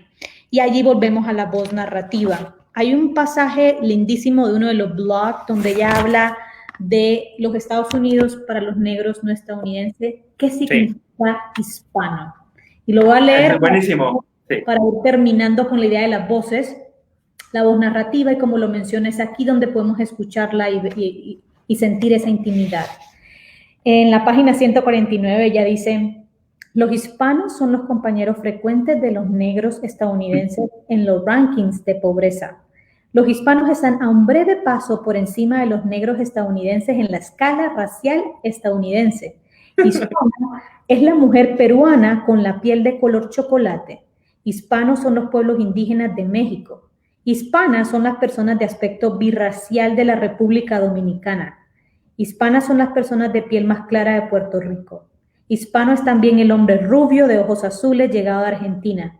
Basta con que uno hable español para que no sea de España. Y voilà, pertenece a una raza llamada hispana. Es demasiado, es decir, ¿qué haces tú con este pequeño párrafo? Sí. Que hace parte del blog. Entonces, aquí no estamos escuchando una tercera persona, sino escuchando esa voz íntima y te devela la noción hispana. Y es una noción que, honestamente, siento que es muy apropiada para lo que significa ser hispano en los Estados Unidos. Bueno, tú lo estás diciendo justamente. Creo que por ahí también va la cosa. Creo que justamente te mantenía separada esa pestaña de la cita, justamente es muy rica. Sí. De hecho, no sé si te pasa a ti, pero llega un punto donde yo estaba ya ansiando llegar al siguiente post del blog, ¿no? Dentro de la novela. Sí. Llegó a interesarme más, inclusive todavía en cierto momento, justamente esa parte de la estructura del blog, que la historia misma. Porque justamente hay una riqueza muy interesante y hay un reto importante como narrador justamente en esto, y lo quiero rescatar, que justamente en esa brevedad que acabas de leer, porque es un texto breve, son textos muy breves, son contundentes, son muy contundentes, y además de que tiene una profundidad importante, una carga importante de análisis y crítica, inclusive también hay cierto humor, pero no pierde ese sentido crítico, no pierde esa... Por eso creo que es un humor realmente inteligente. Se nota justamente en ese humor la inteligencia del narrador. Y sí, son aspectos que aportan realmente más a la novela y que ayudan a profundizar más todavía en los temas. Porque siguen siendo posts en el blog que hacen cierta referencia a lo que sucede en el capítulo. Entonces, todavía parece ser como si estuviera diciendo Chimamanda, complementara con una opinión personal justamente lo que acaba de escribir la novela. Entonces, esas voces discursivas que mencionas, creo que enriquecen o la enriquece a la novela. Inclusive lo comentaba hoy con un amigo, le decía, a mí llegó un punto donde la historia en realidad, la historia principal, que es esta parte de la relación de Chimamanda con el novio, me parece que queda o pasa desapercibida, no desapercibida, pero para mí pierde cierta relevancia. Es más bien todo el proceso y estos recursos que mencionamos y estos temas que mencionamos lo que te van saltando. Es como si vas caminando y vas encontrando un montón de cosas en el camino muy interesantes que vas disfrutando. Y sí, llegas al final, pues llegas tranquilo. Ya no llegas con la tensión de qué va a pasar. Inclusive puede ser predecible la novela. La trama puede ser predecible. Pero llegó un punto donde no interesa, o al menos para mí no fue lo más interesante, no fue la trama, fue lo que había en el camino y esos elementos que iba dando la narradora y esos recursos que utilizaba, fue lo que más disfruté, lo personal. Y por eso es tan difícil y por eso es tan difícil contestar, ¿de qué trata Americana?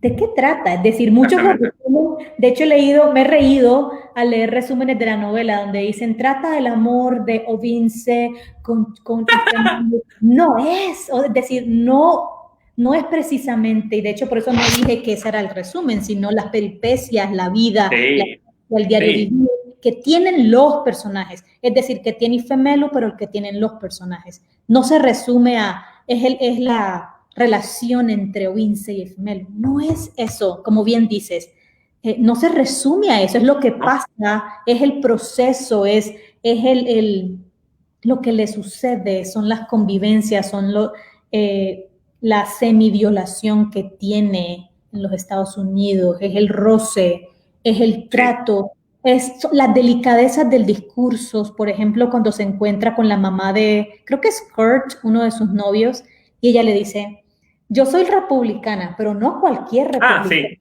Es decir, yo no soy cualquier republicana. Porque tú te encuentras a personas así acá. Es decir, yo me he encontrado gente que yo soy demócrata, pero no cualquier demócrata. Yo soy republicano, pero yo no pienso como un republicano. Entonces también entra a hablar de un discurso político, pero también con humor, ¿no? Ella se está también burlando, pero está entrando en ese discurso político de cómo se manejan como esas instancias predecibles y liminales, como digo yo, esos espacios simples, diarios, que ya... Y creo que esa parte, Ángela, y lo conversaba con un amigo, es, si te vas por la parte de la trama, a lo mejor para un lector con expectativa alta, la parte literaria, a lo mejor se puede quedar corto, o puede ser que la novela no sea lo que una alta expectativa, no. Pero sí, pero si estás por la parte más crítica o ciertas temáticas, encuentras mucha riqueza. A lo que voy es que me parece muy inteligente, ya pensando un poco como escritor, porque realmente esta novela la puede leer alguien que se vaya por el lado de la trama, de la historia de amor, que también puede resultar una historia pues romántica, y te vas contento, o sea, contento ese lector. A lo mejor llega un lector que dice, yo quiero hablar, y porque también no lo han mencionado, pero obviamente sobresalta la parte de feminismo. Y también está ahí el que está buscando justamente, o la que está buscando el discurso de feminista, lo va a encontrar, y va a encontrar un montón de recursos para abordarlo.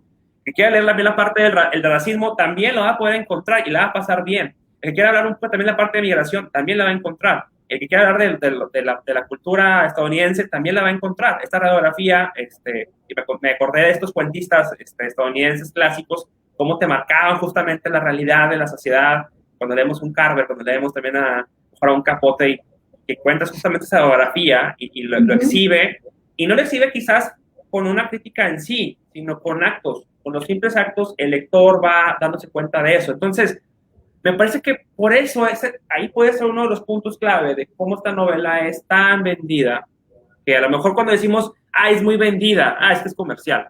Pues puede ser que sí, pero yo no me gustaría encasillarla en ese concepto o etiquetarla como comercial y igual a, pues con una calidad a lo mejor no tan alta en la parte literaria, ¿no? Más bien creo que es una novela que tiene muchas entradas, que tú puedes recorrer y que puedes encontrar muchas cosas y puedes encontrar lo que quieres justamente y te da para hablar de muchos temas. Hemos hablado nada más de algunos cuantos, pero hemos dejado de lado otros. Yo pienso, perdón que te interrumpa, pienso que no es una novela comercial, porque una cosa es que se haya vendido mucho, pero otra cosa es que sea comercial. Y acá es al menos acá, y no sé, en Colombia son mis referencias, ¿no? Es una novela respetada, es una novela bien respetada. ¿Por qué? Porque vuelvo y digo, porque deconstruye varias nociones, porque como bien dices, habla del feminismo, habla de la inmigración, habla de la raza, habla del lenguaje, porque ella también, cuando llega a los Estados Unidos, ella tiene que cambiar el lenguaje, tiene que cambiar su acento, que no hemos hablado del acento. ¡Uy, Dios! Entonces, son varios, es una novela bien escrita, es una novela bien hecha. Para nada, no la consideraría como una novela comercial. Y de hecho no creo que todo el mundo la lea acá. No, y lo comentaba más que nada porque es bestseller, ¿no? Y cuando escuchamos bestseller, bueno, está esta tradición de decir, bueno, es un bestseller, ¿no? Debe ser y piensas en Harry Potter, piensas en todo esto. Sí. Y voy a irme un poquititín para atrás, ahorita que hablábamos de la parte del lenguaje, porque no nos va a dar el tiempo de hablar de todos los temas. Nos encantaría abrir otra botella, Ángela, y seguir platicando, pero no va a dar el tiempo. Seguro. Voy a leer nada más un fragmento justamente de la parte de lenguaje y también la parte académica, y quiero que de ahí tomar la idea para comentar algo más. Dice un diálogo, dice, sí, me preocupa acabar el posgrado y no saber ya inglés. Conozco a una estudiante de posgrado, una amiga de una amiga, y solo oírla hablar da miedo. La dialéctica semiótica de la modernidad textual, cosa que no tiene el menor sentido. A veces tengo la sensación de que viven en un universo académico paralelo, usando su jerga académica en lugar de hablar en inglés. Y a la hora de la verdad, no saben qué ocurre en el mundo real. Entonces, otra vez retoma esta parte de la parte académica, la parte del lenguaje. Pero, ¿por qué menciono esto? Uno, para cerrar la parte que mencionábamos del poder de la academia, y ya hablamos aparte de las voces, pero también mencionar la parte de las voces. Un punto importante es que en la novela todos los personajes hablan, todos los personajes tienen voz. no hay un narrador que hable por ellos, es el mismo personaje el que se está expresando. Y me parece que en esos discursos que el personaje va, en esa voz del personaje justamente plasma ideologías, plasma justamente estas posturas políticas que menciona Ángela, desde soy republicana, pero no cualquiera, desde esta maestra también, que en esta escena donde están las amistades de la pareja de Ifemelu, que están todos cenando, y está la maestra, está el artista, está el que es conservador, y están toda la mezcla, una radiografía también de todas las posturas quizás políticas, y toda esta parte también creo que ayuda a que la novela también sea rica leerla, el escuchar las diferentes voces, y sobre todo, insisto, este ejercicio constante de contrastar, de poner siempre en perspectiva, de enfrentar, de contradecir, de chocar. Siempre hay ahí un choque en ciertas escenas. Siempre opina alguien lo contrario, o sale Ifemelu a decir que no, a dar la contra, ¿no? Y empieza a detonar ahí una reflexión para el lector. Entonces, no sé esta parte de las voces, si quieres agregar algo más, porque yo creo que lo toqué muy por encima, pero en parte también creo que era la parte del blog, o la parte del blog tal cual, que es otra voz diferente. Pero también, ¿qué opinas de la parte de los personajes? ¿Qué riqueza encontraste en este recurso de que cada personaje tuviera su propia voz y no fuera el narrador quien hablara por los personajes? Algo que no hemos mencionado, y es, sí, tienes razón, cada personaje tiene cierta voz, yo no diría que tienen voz, pero tienen cierta, se pueden expresar, digamos, pero se expresa... Tienes razón, sí. Se expresa mediante la memoria, y es algo que no lo mencionamos. Cómo ella juega con varios espacios o tiempos narrativos, y yo creo que lo mencioné al inicio, pero se me perdió, es cómo ella va, vuelvo y menciono, del 2002 al 2009 a los 90, y cómo introduce ciertas historias de esas épocas, pero mediante las memorias, es decir, cómo las voces o cómo esa voz narrativa, mi pregunta es, ¿cambia o no cambia? Cada vez que ella va a una memoria, yo me preguntaba, ¿será que esa voz cambia al traspasar de una memoria a la otra? Cuando se centra en Ovince es una voz, cuando se centra en la tía y las historias de la familia es otra voz, pero cuando viene a los Estados Unidos y hay varios personajes, se crean voces, pero son voces similares o son voces individuales. ¿Qué pasa con las memorias? Entonces es algo que me gustaría, honestamente es algo que yo no he resuelto, pero que quisiera como ahondar mucho más en mi lectura, y es cómo la memoria también es una voz narrativa. La idea de ir de un lugar a otro nos muestra una voz, son voces, que diríamos, no solo son los personajes, sino lo que sucede en esos espacios narrativos. Y eso me parece, sí, dime. De hecho, y es que me vino a la cabeza así algo muy, muy, muy punzante. Me parece que cuando Ifemelu habla de Ovince, es la única ocasión en que Ifemelu se doblega. Si lo pensamos a lo largo de la novela, cuando esa memoria que mencionas y cuando se remonta a Ovince, sale una voz de la Ifemelu delicada, de la Ifemelu más femenina, de la Ifemelu inclusive que cree en el amor, pudiéramos decir, o que piensa en el amor, del Ifemelu quizás que ve la ternura inclusive de su pareja.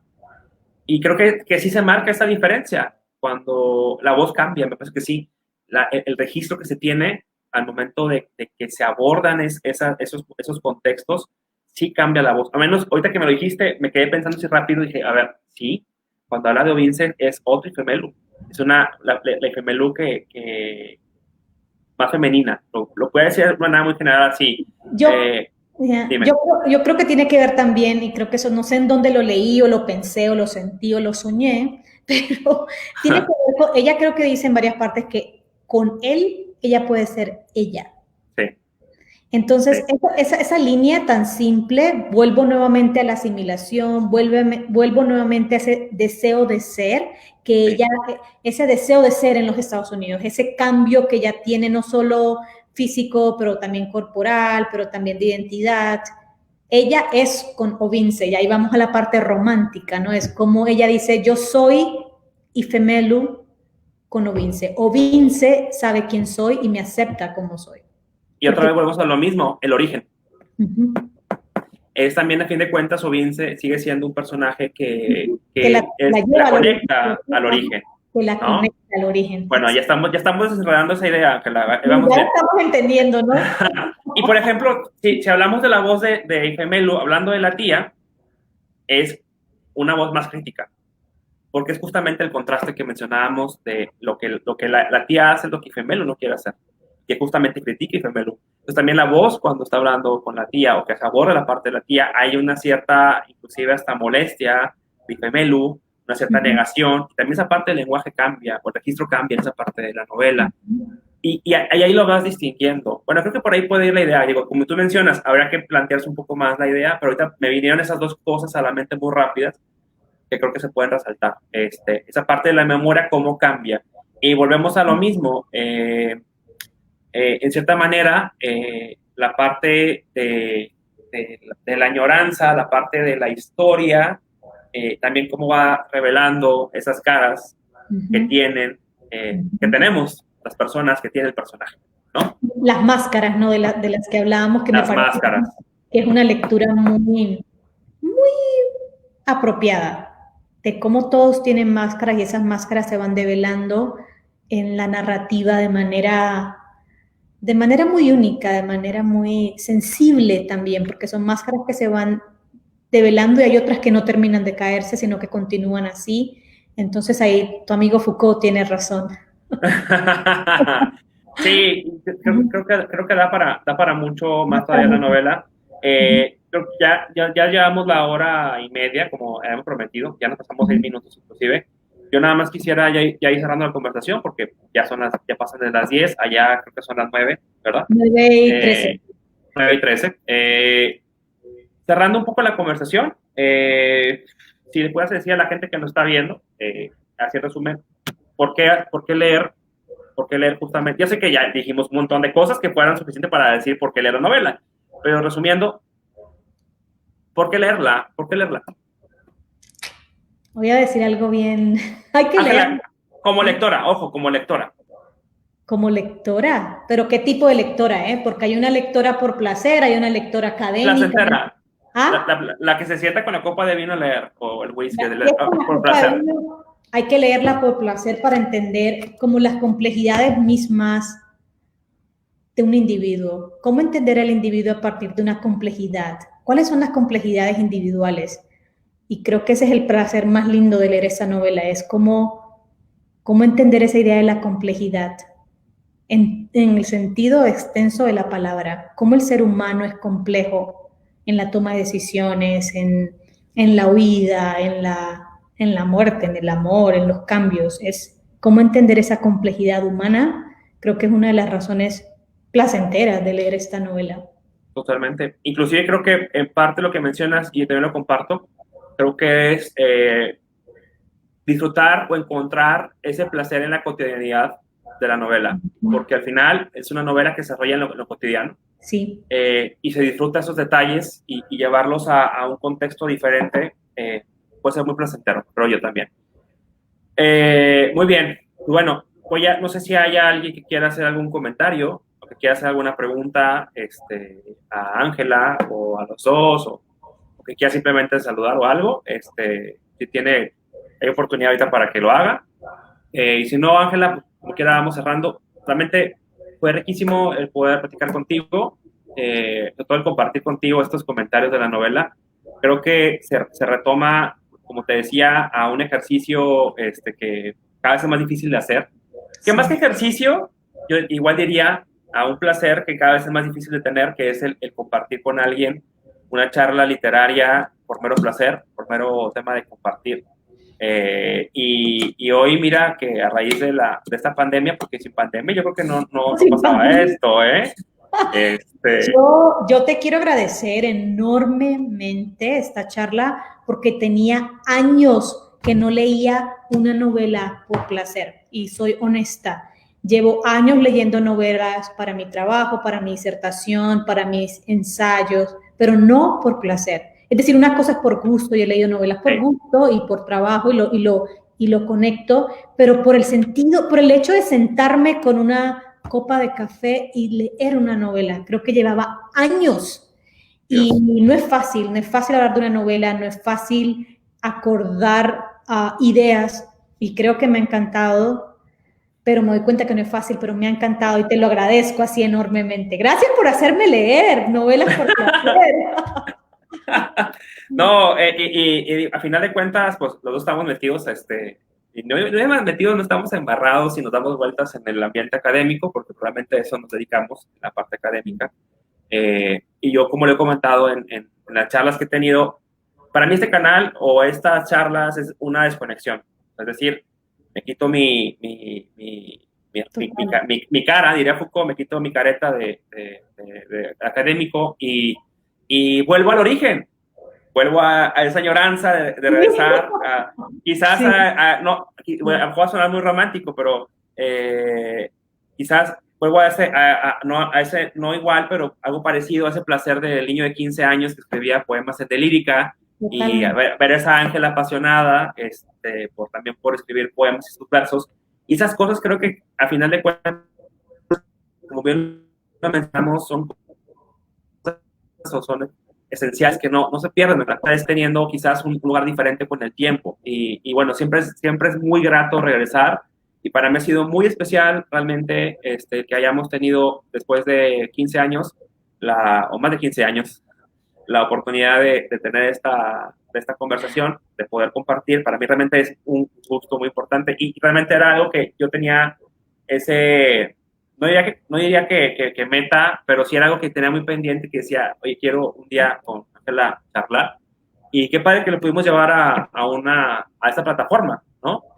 Igual, espero que sea una charla, no digo que de muchas, porque sé que estás con muchas cosas pendientes, yo también tengo muchas cosas pendientes por hacer, pero yo creo que por ahí se nos viene algo en octubre, si mal no estamos. Hoy terminé de leer tu lectura de cuentos, está genial, tengo mucho que decir de tu escritura, y en octubre tenemos esa presentación, y creo que debemos hacer otra lectura de otra novela, quizá en enero o febrero, pero sí deberíamos hacer otra lectura de pronto de una novela o mexicana o colombiana, para hablar desde el origen, porque tú me has hecho volver al origen, te lo digo de verdad. Total. Esta lectura me ha hecho volver por eso creo que estudio el origen, porque creo que hay una necesidad en mí de volver al origen, porque uno siempre estudia lo que le hace falta, y eso yo creo mucho en eso, ¿no?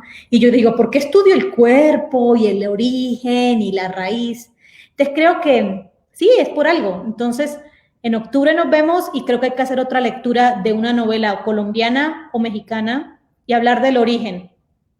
Ya está, ya lo acabas de hacer, para mí ya es un compromiso esto, así que me encantará este ejercicio, y lo que se nos vaya ocurriendo sobre la marcha va a ser. Ya adelantaste la idea de la presentación. En octubre va a tener el gusto de poder que seas tú quien presente mi libro de cuentos, Empuñar la ira, y que en parte creo que ya la temática, algo hay de la añoranza, por ahí lo has encontrado en la novela. Voy a leer más rapidito mensajes que nos dejaron por acá. Dice Magali, tu charla dejó el interés para la novela, genial. Dice Juan Carlos Castro Baños, saludos Juan Carlos, dice, tomar la lectura como un placer rompe el cientificismo.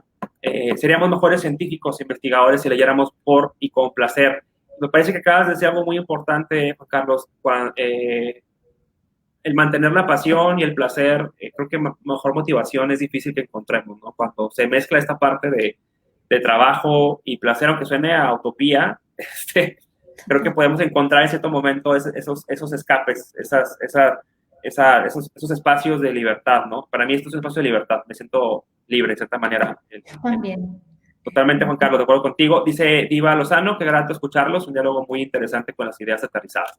Saludos, Diva. Y pues bueno, Ángela, un placer, me da mucho gusto. Saludos a todos, encantada, y nos vemos.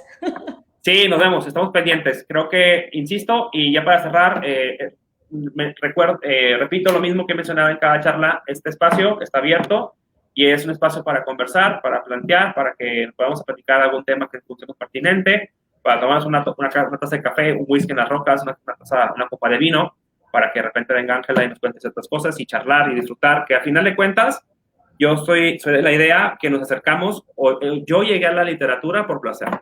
Y entonces creo que eso lo quiero mantener, trato de mantener intacto. También tengo mis lecturas comprometidas y mis lecturas por trabajo y demás, eso no para, pero tengo muy claro que hay que cuidar también la parte de la lectura por placer, y eso es riquísimo. Y muestra de ello es esta charla del día de hoy. Así que, Ángela, agradecido contigo, te mando un fuerte abrazo hasta Colorado y seguimos en contacto. Seguimos en contacto y un fuerte abrazo también. Gracias Listo. por tu espacio. Buenísimo. No, gracias. Gracias a todos. Hasta luego. Buenas noches. Buenas noches a todos. Abrazos. Chao. Chao.